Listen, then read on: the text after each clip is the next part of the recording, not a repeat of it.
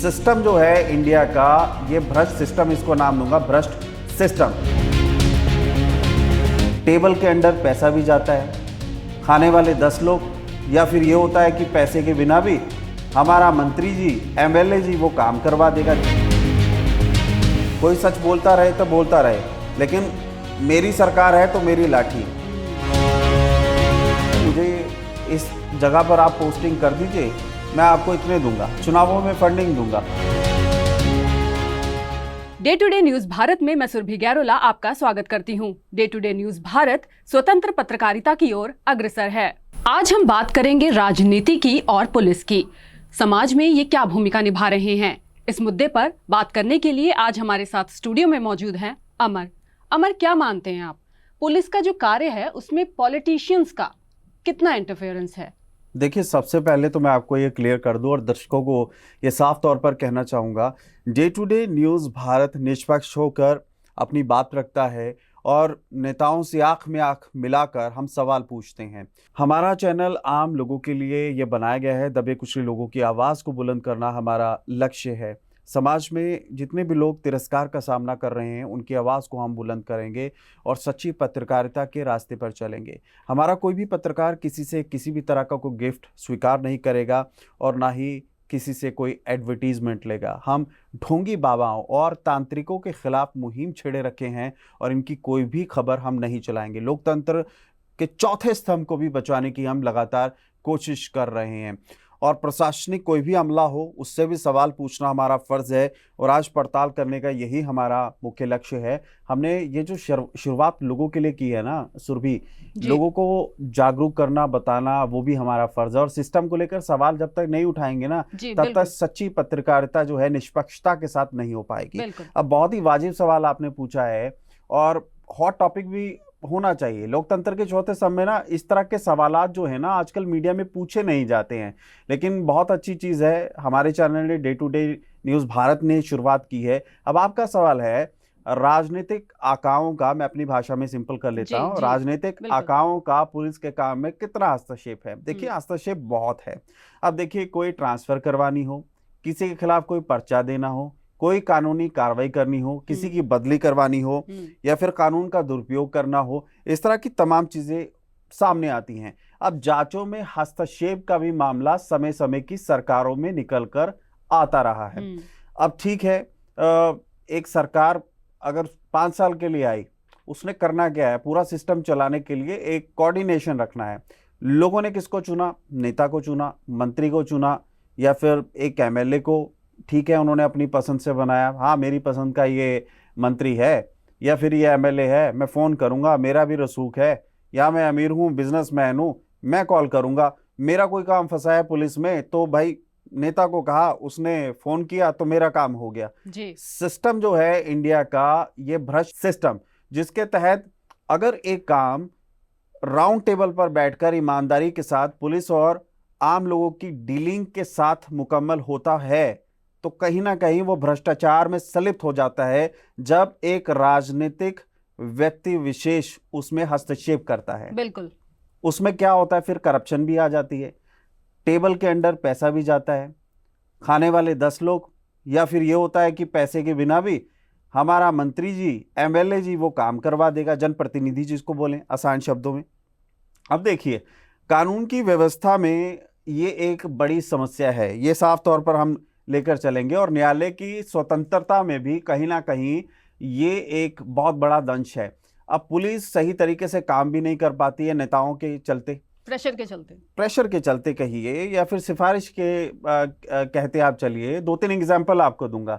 अब देखिए, किसी भी नेता के घर में रेड पड़नी हो तो क्या होता है कि कानून कायदे ताक पर रखकर पुलिस विजिलेंस को बोल दिया जाता है आप जाएं और कार्रवाई कीजिए। ठीक है, थोड़ी फॉर्मेलिटी रहती है, फिर अधूरे कामों के साथ वो काम कर भी देते हैं। सोशल मीडिया पर जो होता है होता रहे, कोई सच बोलता रहे तो बोलता रहे, लेकिन मेरी सरकार है तो मेरी लाठी है, ये होता है। अब तेजिंदर सिंह बग्गा जो भाजपा नेता थे, या फिर अलका लांबा कांग्रेस की एक बड़ी नेत्री हैं, या फिर कुमार विश्वास हैं जो कविताएं लिखते हैं और पार्टी से भी जुड़े रहे, राजनीति से भी जुड़े रहे, आजकल वो सामाजिक कार्यों में लगे हुए हैं और अन्ना हजारे के साथ वो जुड़े हुए थे। अब देखिए उनके साथ क्या हुआ, उनके घर में रेड हुई या फिर पंजाब पुलिस वहां पर जाती है, तेजिंदर बग्गा भाजपा नेता उनको पकड़ के लाने की कोशिश करती है, जांच का वो दौर चलता है और उसके बाद क्या होता है, हरियाणा में उनको रोका जाता है हरियाणा पुलिस के द्वारा और फिर दिल्ली पुलिस लेकर जाती है, पंजाब पुलिस की फजीहत होती है।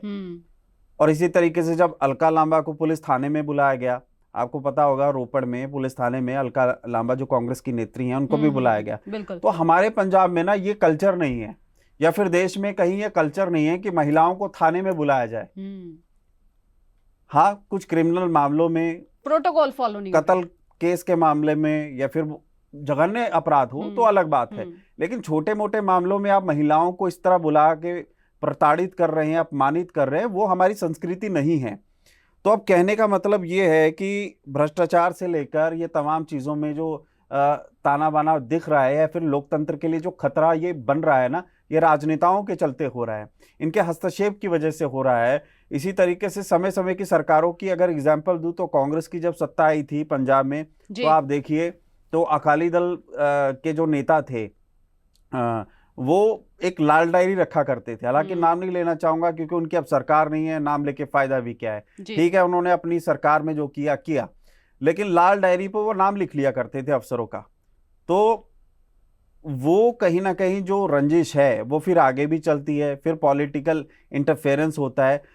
मैं ना कुल मिला के सुरभि ये कहूंगा कि आम लोगों का इससे नुकसान होता है, पॉलिटिकल इंटरफेरेंस जो पुलिस के काम में है ना, इसलिए वर्दी की जो वैल्यू है वो भी इन लोगों ने जीरो कर रखी है। आम लोगों का विश्वास जो है वो पुलिस की कार्य प्रणाली में नहीं है, पुलिस पर नहीं है, वर्दी में नहीं है। लोग एक ही टर्म में एक ही बात बोलते हैं। हो सकता है 10% लोग बोलें कि पुलिस वाले ईमानदार होते हैं, लेकिन 90% क्या बोल रहे हैं मैं अपनी जुबान से नहीं बोलूंगा, वो ठीक है, दर्शक हैं वो देख लेंगे, जान लेंगे। लेकिन राजनेताओं का इंटरफेरेंस जो है वो कहीं ना कहीं बहुत ज्यादा है। अब पंजाब के फिरोजपुर में देखिए कितना बड़ा सिक्योरिटी लैप्स था। जब पीएम नरेंद्र मोदी आए, सड़क पर उनको घेर लिया गया कुछ शरारती लोगों के द्वारा। कौन जिम्मेदार था जी? उस समय का मुख्यमंत्री जिम्मेदार था, पुलिस जिम्मेदार थी, ऑफिसर्स जिम्मेदार थे, हालांकि कुछ सस्पेंड भी हुए, ठीक है।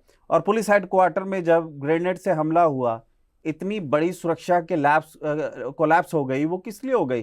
पुलिस को अपने काम पर ध्यान देना चाहिए, नेताओं के पीछे जाकर लोक सेवा से हटकर ये करप्शन नहीं करना चाहिए। और राजनेताओं के चलते मुझे लगता है कि राजनेताओं के चलते सब कुछ होता है। सुरभि, आजकल के युग में पुलिस का राजनेताओं के साथ क्या रोल है? देखिए, पुलिस के साथ राजनेताओं का क्या रोल है? अब पुलिस जो है वो राजनेताओं के बिना अधूरी है, ठीक है।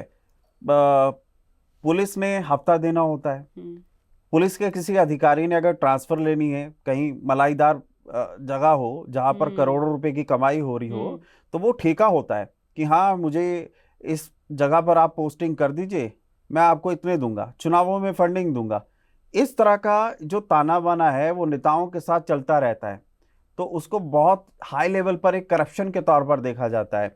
अब किसी व्यक्ति विशेष को फंसाना हो या फिर झूठी एफआईआर का ही मामला क्यों ना ले लिया जाए, इस तरह के अनेक मामले हैं सुरभि, जहां पर पुलिस की वर्दी हमेशा सवालों के घेरे में रही है। और ये जो अफसर हैं ये झूठी एफआईआर करते हैं राजनीतिक दबाव में आकर। इनको सोचना चाहिए कि हम कर क्या रहे हैं।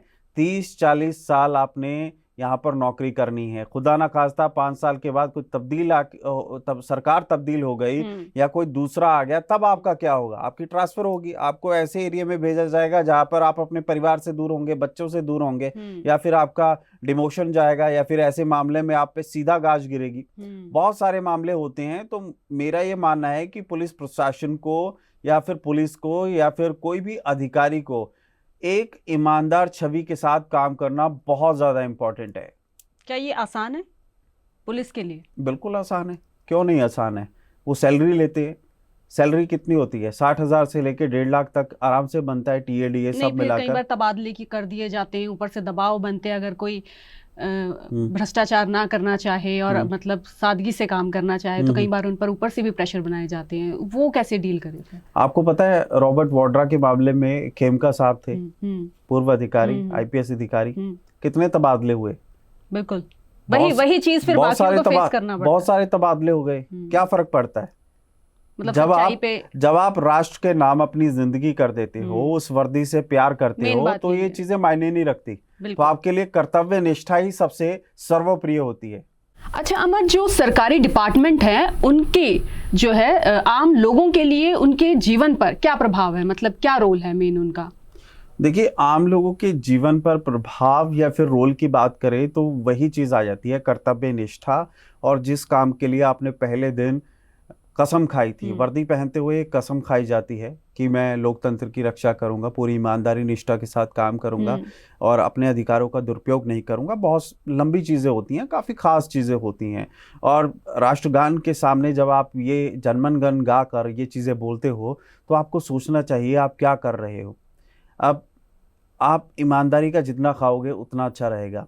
अब देखिए, अलग अलग विभाग होते हैं, कोई आईएएस अधिकारी है, पीसीएस है, दुनिया भर के हैं, लेकिन मलाईदार महकमे कौन से हुए? पटवारी, कानूनगो, इस तरह के कई अधिकार क्षेत्र में कई अधिकारी होते हैं। देखिए, चेयर पर बैठते हैं लेकिन ये करते क्या हैं? पब्लिक डीलिंग इनकी सबसे ज्यादा होती है। जिन लोगों की पब्लिक डीलिंग ज्यादा होती है, 74 सालों से ये लोगों का खून पी रहे हैं। हालांकि पांचों उंगलियां एक समान नहीं होती, मैं सब पर आरोप नहीं लगा रहा। हाँ, जो काली भेड़े हैं उनको लेकर सवाल उठाना वो हमारा फर्ज है, वो हम उठाते भी रहेंगे। तो इन लोगों को सोचना चाहिए, हम अगर कुर्सी पर बैठे हैं, हमें लोगों की सेवा करनी है, हम लोगों की सेवा के लिए आए हैं और देश के प्रति हमारा एक कर्तव्य है। और उस चीज़ के लिए सरकार हमें उतना वेतन दे रही है और लोग टैक्स पे करके ये वेतन सैलरियां जो भी है वो उसी से आ रहा है ना।